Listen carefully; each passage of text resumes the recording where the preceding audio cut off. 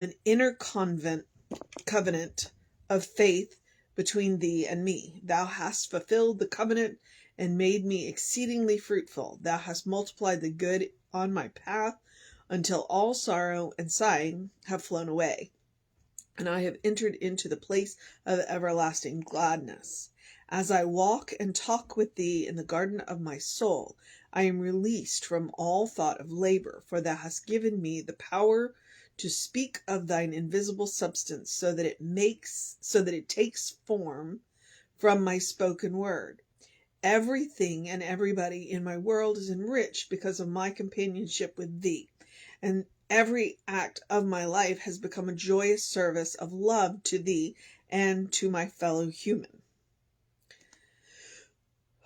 my fellow people. Throughout eternity I shall be thine, and thou shalt be mine, for my everlasting consciousness of the Christ's presence, leading me unto fuller and higher expressions of its perfection. I give thanks to my Father, Mother, God. In this inner richness I abide, in this glory I truly live. Okay, so that was a meditation. It would also make a really good, in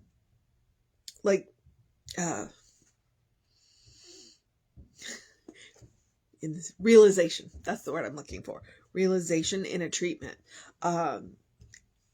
But as a meditation, this is one of those things that you could read to yourself or listen to somebody read to you, which is what I just did. Which means you just stop after I finish reading it. But it reminds us that it's a two-way street. It's a covenant. It's like we make this covenant. It's like I live in service to you and you serve through me. So, and that's the deal. God can do for us what God can do through us. And so while God knows everything, we still have to be willing to take part in the exercise. We can't, it's just like, it's literally just like exercise. We can't sit on the couch and watch it on TV and expect to get fit. We got to get up off the couch and do the exercises. And so that's what Frances is reminding us. Look, and I like that she says, I walk and talk with thee in the garden of my soul. Where else are we going to meet with the divine, in the soul that we share with the divine? That is where we go. We go to the source of our own being. We go to the, and I like that she uses the garden metaphor. I am released from all thought of labor, for thou hast given me the power to speak of thine invisible substance, so that it takes form from my spoken word. It's like when you enter into that relationship with the divine, then your word has power. And when you speak your word, it comes back to you in form. And when we know that, then we cease to worry.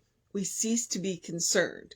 We know, okay, it may not show up. It may not look like we expect it to. It may not show up when we expect it to. And most likely it'll look like, it may look exactly like what we've asked for, but most of the time that's why we tack on the highest and best. And then it looks like it can look like something completely different. And yet it's exactly what we asked for. That's the goal in not limiting spirit. When we ask for things, when we speak our word and speak that invisible substance into form, we want to make sure that we don't limit spirit. And so that's what she's reminding us. Look, go to the source of your own being. Go to that which made you. Speak your word. Understand that you have entered into a covenant and that God will do for you what you are asking, but God is also going to do it through you, which means you got to be willing to get up, go and do, and to listen. So, and you can always tell it's unity because they say Father, Mother, God. That's a unity thing. And Jessie says that too, and because it's a nice turn of phrase. All right. And another thing that she reminds us is that everything and everybody in my world is enriched because of my companionship with thee. And every act of my life has become a joyous service of love to thee and to everyone else too. And that's just it. What you want for yourself, you got to want for everybody. And so when we live our life in service to love and in service to the divine, then everybody prospers. Everybody prospers.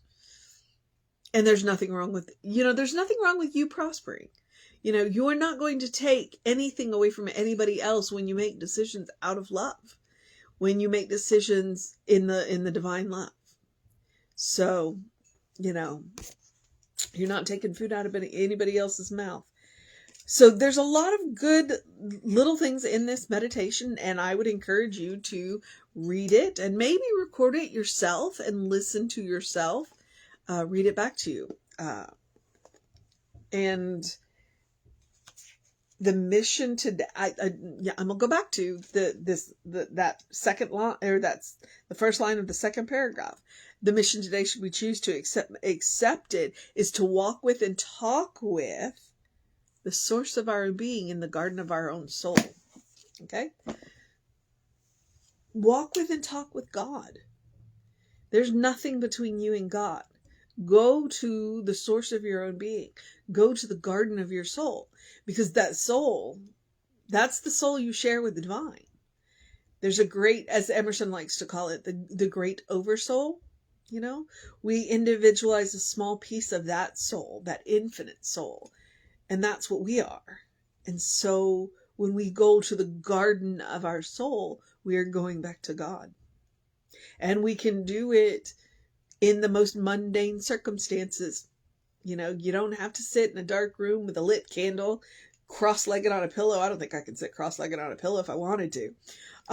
You can do it in sitting in traffic. If you're sitting at a red light, you got a minute, go to the garden of your soul. And the more often you go there, the easier it is to get to. And that is the point of daily practice.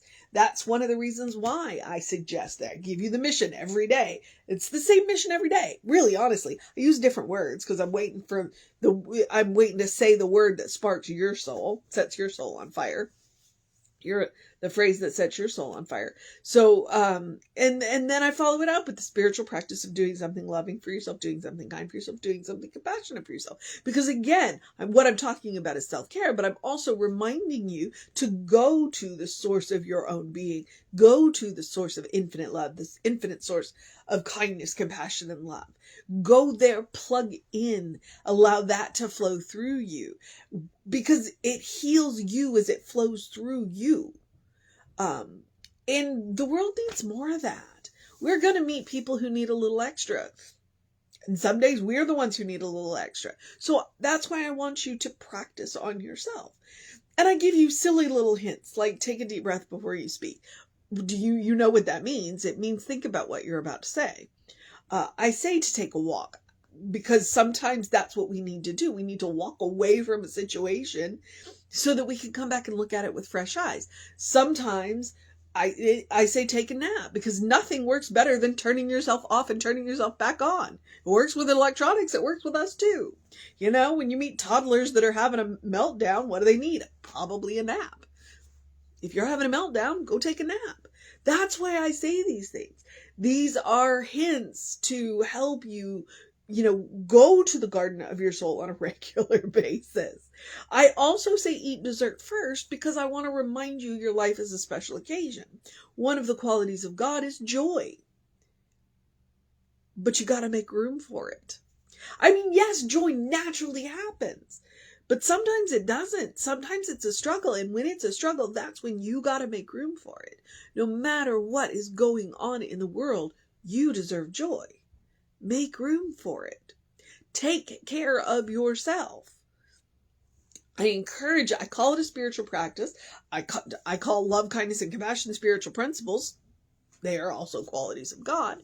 And I want you to practice on yourself because I want you to, 1, create the habit. 2, you are your own best test subject. And 3, you deserve your own love. You deserve your own kindness. You deserve your own compassion. And I'm going to say that every day because it's true every day.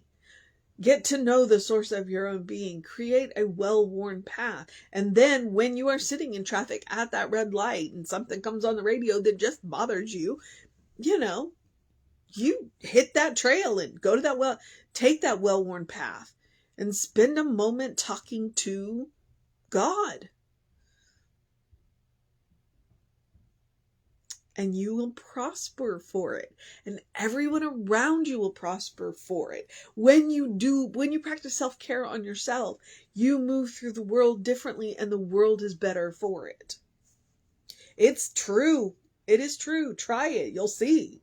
When you respond lovingly, kindly, and compassionately to other people, while they may not respond lovingly, kindly, and compassionately to you, a lot of the times you'll take some of the fire out of whatever's eating at their soul. Try it. I highly encourage it. All right. There are the other suggestions. Like I said, big on self-care. Do something to engage your mind and your body, whatever that looks like to you. Please also do something, drink plenty of water. Hydration is super important. Your brain works better when it's well hydrated. Please also consider getting early in your day bright light. We were supposed to have thunderstorms tonight, so I was like, oh, okay. But there's sun this morning. So I got a little bit of sun. I got that 5 or 10 minutes. We took about a 35-minute walk. And some of it was in shade because there's plenty of trees in my neighborhood. But I did get that sun.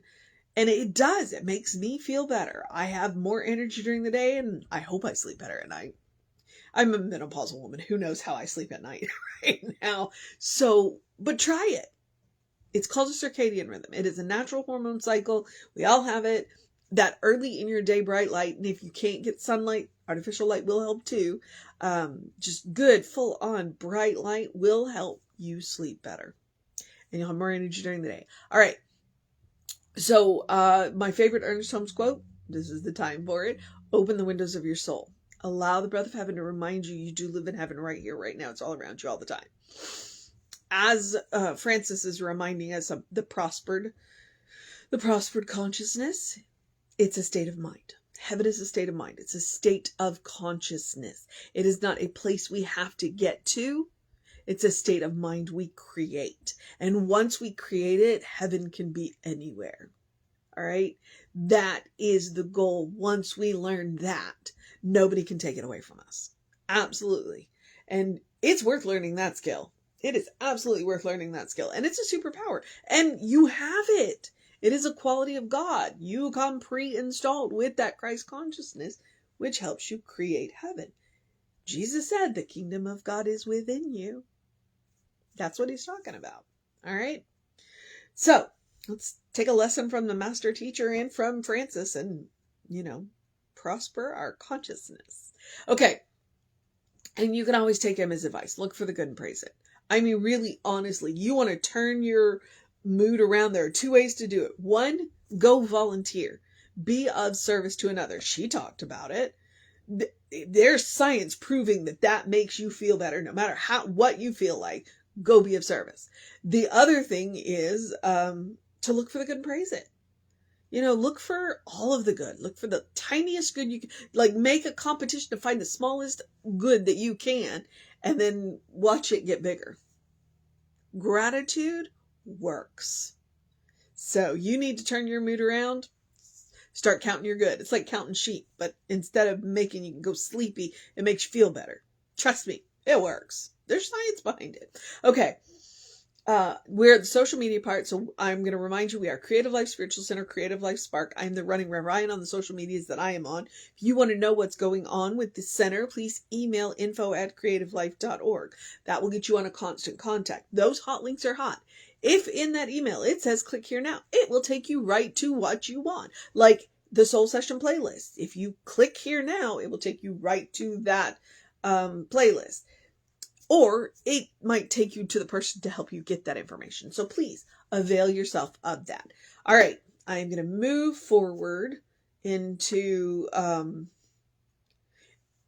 encouraging you to have a great day, a wondrous day, a fantastic day, a magical day, an enchanted day, a get your week started off right day, a prospered conscious day, a garden of the soul day, a recognizing who you are day, a good day. And if that is too much pressure, simply have a day. You are enough just as you are. You're a beloved child of God. You're a divine spark, a brilliant light. You are spirit in motion. You are God in action. You are, as Reverend Jesse likes to call us, a godling, in whom God is well pleased and well represented. Always. Know the truth of your being. That's the whole point of spiritual practice, to create the well-worn path to the source of your own being, to know who you truly are. All right? Practice, practice, practice. Why we're called practitioners. All right, beloved. I am going to move into the process of my day, but I'm going to remind you, Reverend David should be on around 5 p.m. with you. I should be back with you around 9 a.m. Take care of yourself, and I will see you next time.